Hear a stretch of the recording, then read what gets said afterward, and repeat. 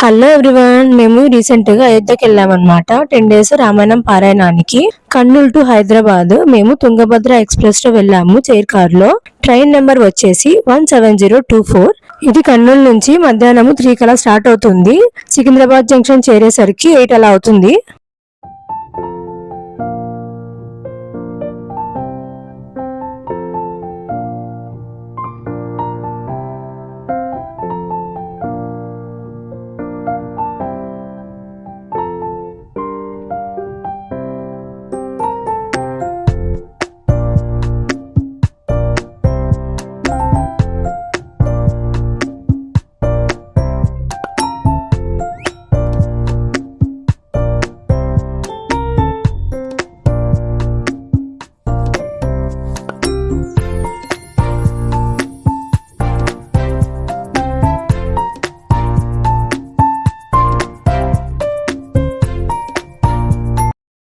హైదరాబాద్ నుంచి లక్నోకి ఫ్లైట్లో వెళ్ళాము.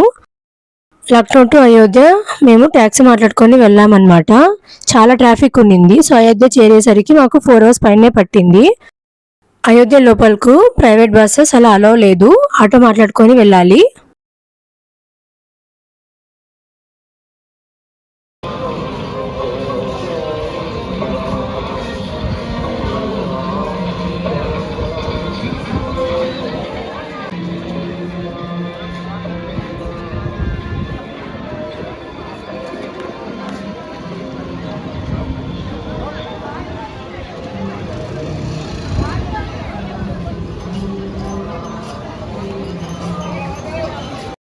ఇందాక చూపించిన ఘాట్ గుప్తార్ ఘాట్ అన్నమాట.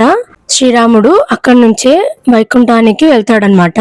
తర్వాత ఈ ఘాట్ వచ్చేసి సరయూ ఘాట్ అన్నమాట.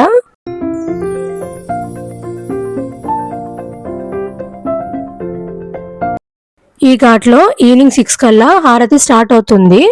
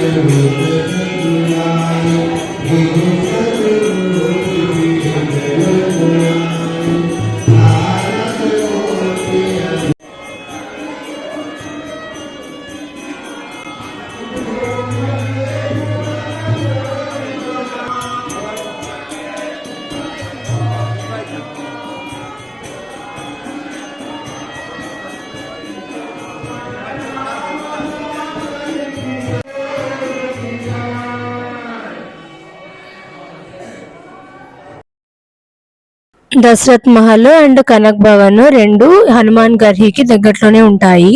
కనక్ భవన్ వచ్చేసి కైకేయి దేవి సీతామాతకు మూదికాయ రసం అప్పుడు గిఫ్ట్ గా ఇస్తారట.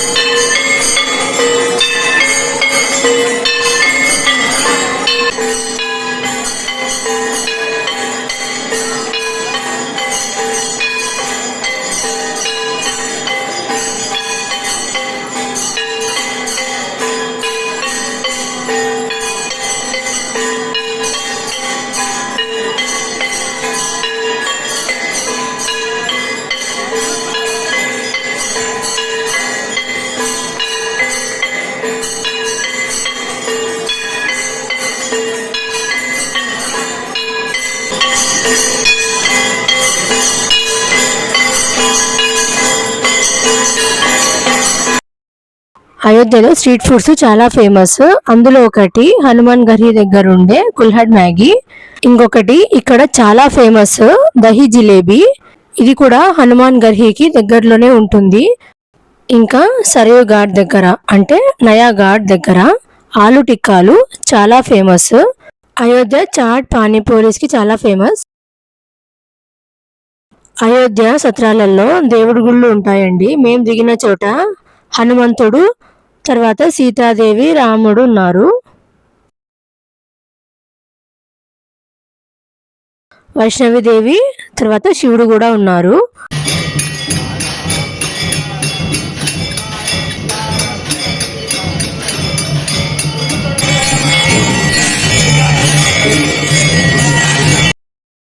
మనకు అయోధ్య తులసి నగర్లో 98వ దివ్యదేశం ఉంటుంది. పేరు అమ్మాజీ మందిర్. ఈ మందిర్ కన్స్ట్రక్షన్ 1904.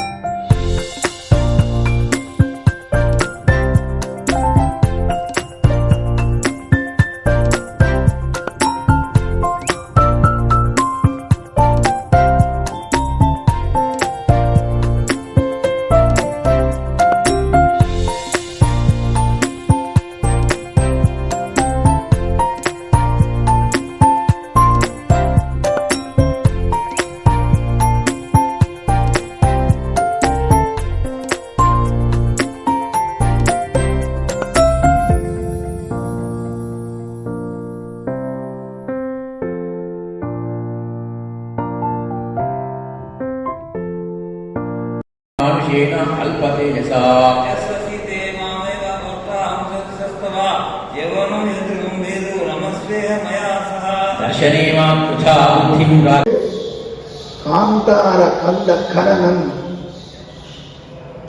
रचयेति नूनं నేను ఇదే అనుకుంటున్నా. కాంతారం అంటే అరణ్యం. ఆ అరణ్యానికి పోయి కందమూలాలు తోడుకోవడానికి సంకల్పించి కట్టాడా ఇలాంటి వశిష్ఠుడు? దేనికోసం కట్టాడు? ఇక్కడ దీనికి ధ్వని ఉందండి, దీంట్లో అర్థం మళ్ళీ వేరుంది. నీ చేతి కంకణం కట్టి దేనికి అంటే కాంతార అంటే కాంతా అంటే సీతాదేవి, రా అంటే ఆమె తీసుకుపోబడింది. ఎవరి చేత? రావణాసుడి చేత.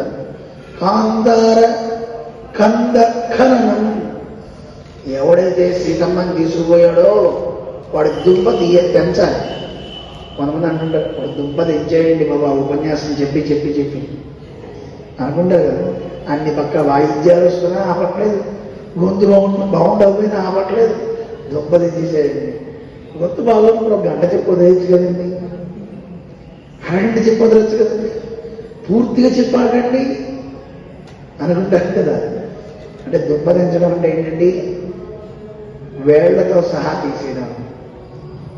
అది చేశాడు రామచంద్రుడు. రావణాసుడు ఒక్కడనే కాదండి, వాడి పరివారాన్ని మొత్తాన్ని ఒక్కడు కూడా లేకుండా చేశాడు. అలా చేయడానికి ఏమన్నా కంకణం కట్టాడా? జగతాం త్రయాణం క్షేమంకరే తవకరే, మూడు లోకాలని రక్షించేటువంటి నీ శుభమైనటువంటి ఆ చేతికి కంకణం ఎందుకు కట్టాడు? కాంత అంటే ఎవరు చెప్పడం? సీతమ్మ. ఆ సీతమ్మని తీసుకుపోయిన రావణాసుడి యొక్క కందఖననం, వాడి దుంప తీయాలి, వేళతో సహా కుక్కటి వేళతో సహా తెంపి వాడిని భూస్థాపితం చేయాలి. వాడితో పాటు వాడి పరివారం లేకుండా చేయడానికి ఏమన్నా రచించాడా? ఇలా జరగాలి అని సంకల్పించాడా వశిష్ఠుడు? బహుశా అందుకోసమే కంకణం కట్టుంటాడు అని కౌసల్యాదేవి బాధపడిందట.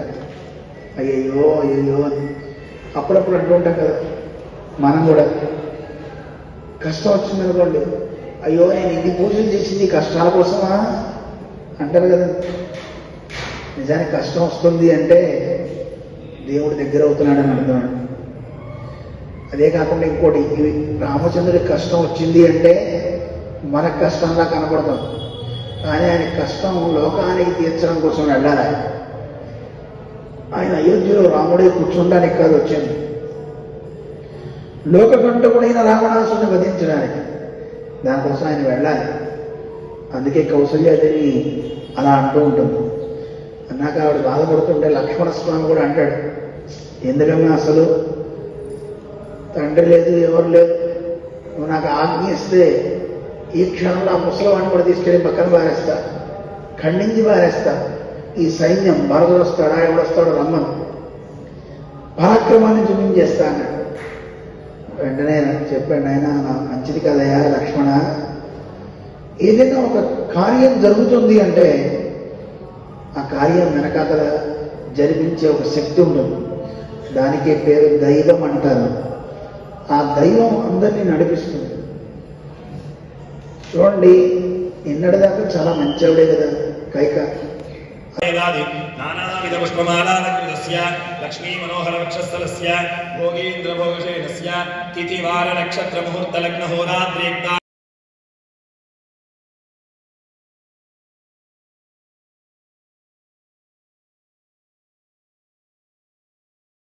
మేము అయోధ్య ప్రయాగరాజ్ మహాకుంభమేళ జరుగుతున్నప్పుడు వెళ్ళాము. అది కాకుండా అమావాస్య వస్తున్నింది. సో అయోధ్య బయట చాలా ట్రాఫిక్ ఉన్నింది. అయోధ్య లోపల కూడా హనుమాన్ గర్హి టు నయా ఘాట్ మొత్తము చాలా రష్ ఉన్నింది. ఆటోలు తిరగనీకి కూడా అలో లేదు, అంత రష్ ఉన్నింది.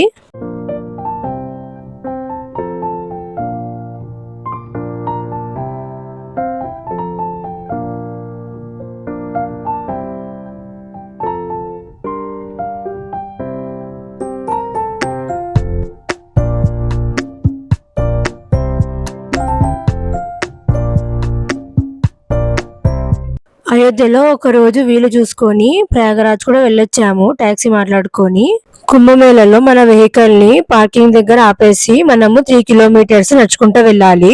అమావాస్య, పౌర్ణమి, మహాశివరాత్రి అలా ముఖ్యమైన రోజులలో ప్రయాగరాజు రష్ చాలా ఉంటుంది. కాబట్టి మన వెహికల్స్ బయట ఆపేస్తారు. సో మనము 15 to 20 కిలోమీటర్స్ నడవాల్సి ఉంటుంది. ఇక్కడ కనిపించేది గంగా ఘాట్. మనము సంగం ద్వారకి వెళ్ళాలంటే ఇంకా 2 కిలోమీటర్స్ నడుచుకుంటూ వెళ్ళాలి. సంగం ద్వారం ముందు కచ్చప్ ద్వార్, నంది ద్వార్ ఉంటాయి. ఆ ద్వారాలలో బోట్ బుకింగ్స్ ఉంటాయి.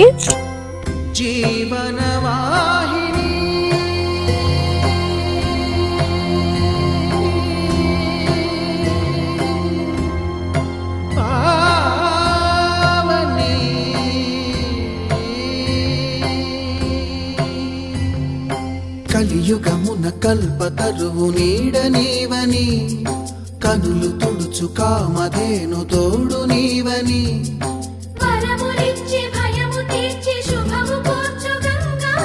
నిన్ను కొలిచిన చాలు